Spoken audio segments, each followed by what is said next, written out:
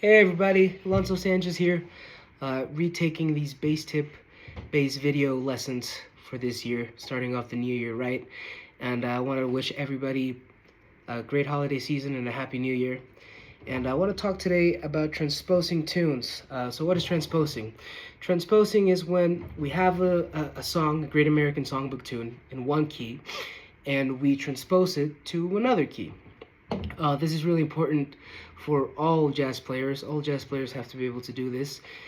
And I want to talk about a little bit of the process behind it and how I look at it and the way that I like to study it. And this is something that is done specifically if you're working with singers and with horn players. People usually have their keys that they play a specific tune on. And it's mainly done with American songbook tunes, right? So today I want to talk about the tune There Will Never Be Another You and kind of the process behind it, the way that I look at it, okay? So There Will Never Be Another You is an E flat. It's a tune in E flat. Okay? And I'm going to be naming each chord with its chord degree, right? So 1 chord, 2 chord, 3 chord, 4 chord, 5 chord, 6 chord, 7th chord and octave again, right? So this song, the way that I like to transpose tunes is looking at each key center. So the song starts in E flat. There will be many others, E flat. It does something, then it goes to the 6th chord, which in this case is C minor, right? So 6th chord. So we have 1 chord, something happens, I don't know what's going on, C minor, then something happens, right now I don't know what's going on, but it goes to the 4 chord, A flat. Then something happens, goes back to the 1 chord, something happens, I don't know what's going on, but then it goes to the 2 dominant chord, so this is a passing chord. Then it does a 2-5 in E flat, and we end back at the 1. Cool? So let's talk about what's going on in between those chords, right? But for now we have 1 chord, goes to the 1 chord, starts at the 1 chord, goes to the 6th chord, it does something, goes to the 4 chord, does something, goes back to the 1 chord, does something, goes to the dominant 5 chord, and then 2, 5, 1. Okay, so what's going on in between those chords? In the world of jazz, or in the jazz language, all these chords, or a very common progression is a 2-5-1 progression, right? So we're going to glue all these key centers that we did with a 2-5-1. That's what's going on behind this tune, right? So we have our 1 chord. There will be many other nights like this. We're going to our 6th chord, so we do a 2-5, a minor 2-5, to the 6th chord, which is a minor chord, which is D minor 7 flat 5, G7 flat 9, goes to the 6th chord. Cool? So there will be many other nights like this, and there's a 6th chord. Then same thing to our 4 chord. So 2-5 to our 4 chord, which would be D flat minor 7.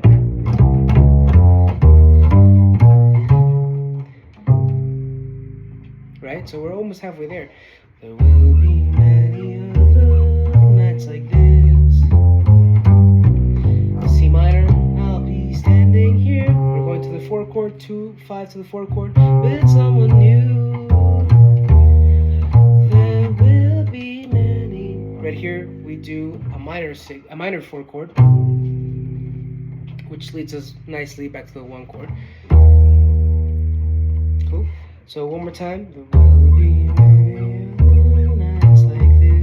2-5 to the 6th chord, 2-5 to the 4 chord, minor 4 chord, back to the 1. Now we do a 2-5 to the 2 chord, which would be an F.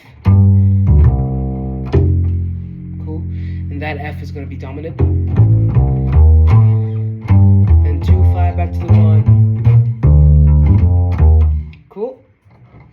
So there we have it, right? We did it, we figured it out in E flat, and that's how you should really memorize standards, right? Well, that it's not a rule, but it's kind of how I do it, and that's how I look at it, and I think most people kind of look at it that way.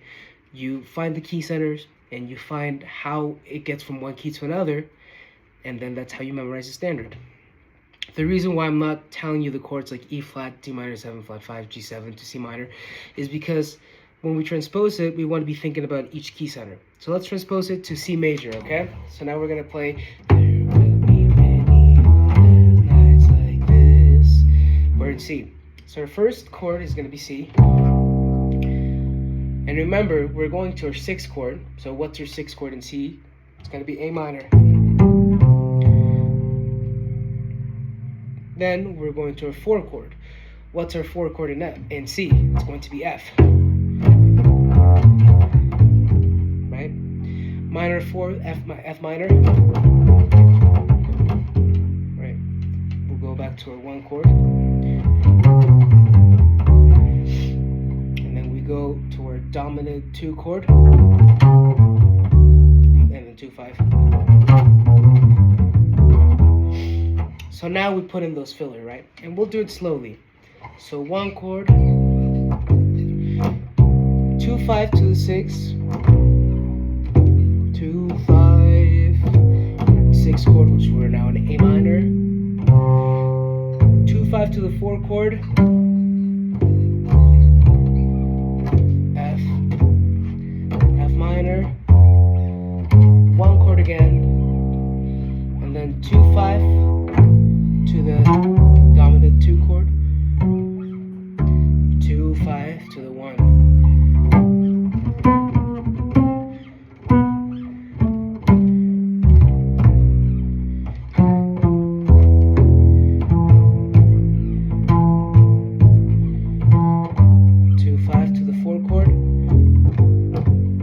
Minor 4 chord,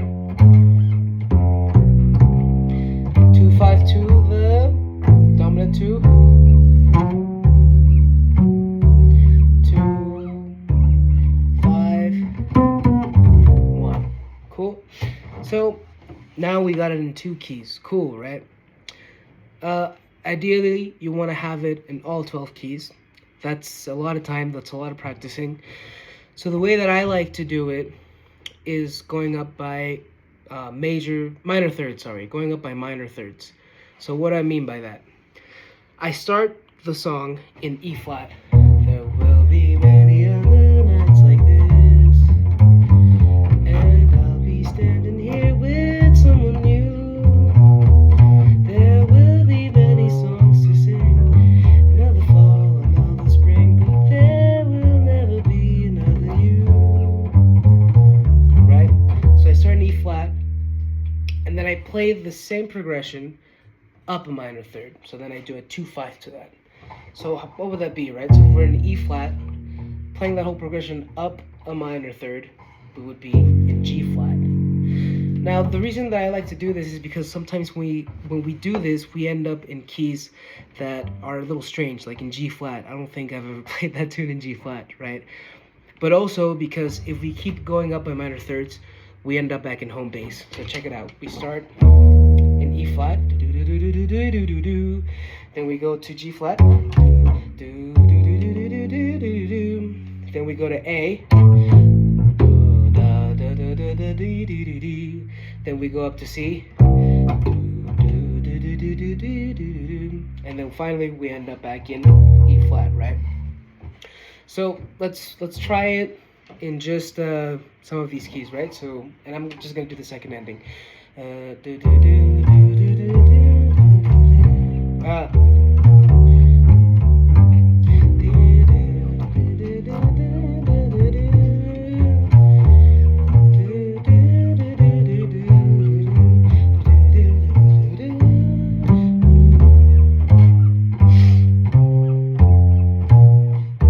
to G flat. I'm gonna slow down a little bit so you can hear its progression.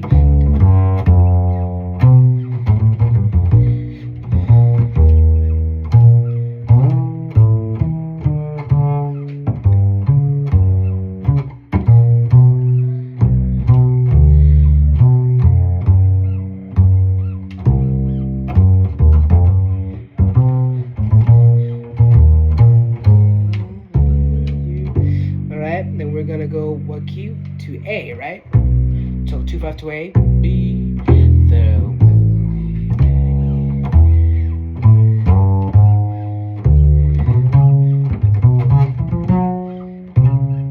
2-5 to the 4 chord, to D major, D minor. Oh, tritone sub, sorry. Second ending. And then 2-5 to the upper minor third, which would be C, which we just did, right? I'm gonna do the second ending anyway.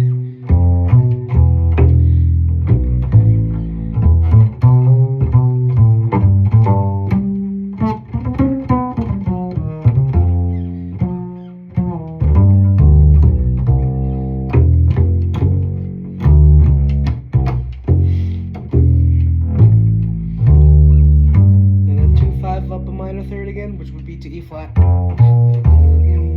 right? So there we covered E flat, G flat, A, C, and E flat, right? And I feel like that's a good way to start doing it. You're covering these keys that aren't usually called, because I mean most people play it in E flat, F, or B flat, right? G or C, but I mean playing it in G flat is cool. You can come up with some good ideas with that, right? And you always end up back at home base, right? So you're circling all these keys and you go back to E flat. That's a way that I like to start doing it, right? So something that I know is challenging yet practical, and then all the other keys that I'm not used to, then I just move it up a half step, right? So if I'm playing it in E flat and I practice that minor third thing, well then the next day I might do it in E.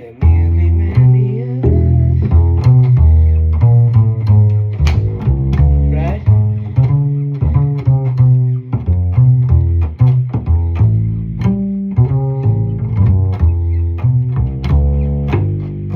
And then what happens? Then if I go up a minor third, then I play it in G, right? And then I play it in B flat, and then I play it in D flat, and then I go back to E, right?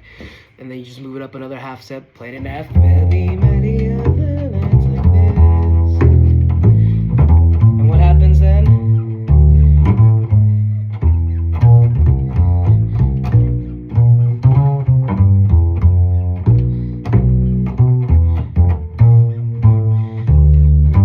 If I go up a minor third, A flat, right?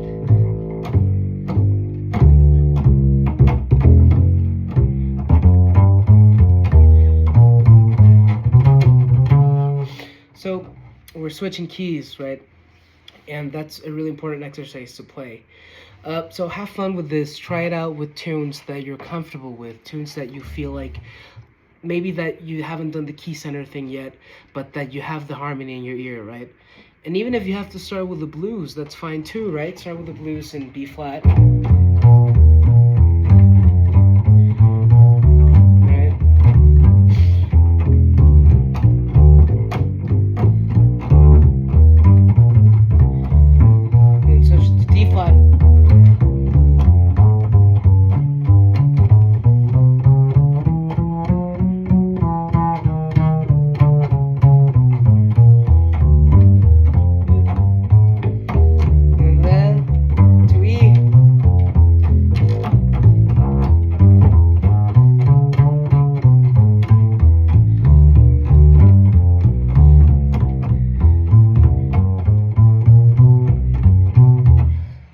And it's a good exercise to have. The next step, if you start feeling comfortable with doing it, of course, I would recommend starting with a 2 feel and then going to a walking bass. Then maybe experimenting with some broken time, see if you can get that. But then the next step is improvising over it, right? So I feel like as bass players, we get really comfortable with one key, especially, or at least for me, right? Another U, E flat, right? Open strings for days.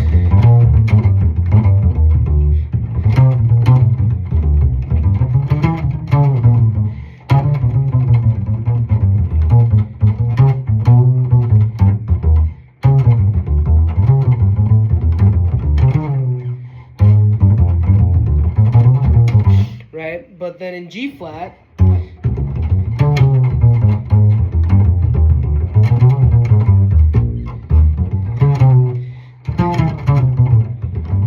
it gets a bit more complicated, right? So try it out. I hope this works, and if you have any questions, please let me know. And also, if you have a different way of doing it, leave it down in the comments below. I'm always reading the comments, and I always try to respond to them. Thanks for checking this lesson out, and I hope it was helpful.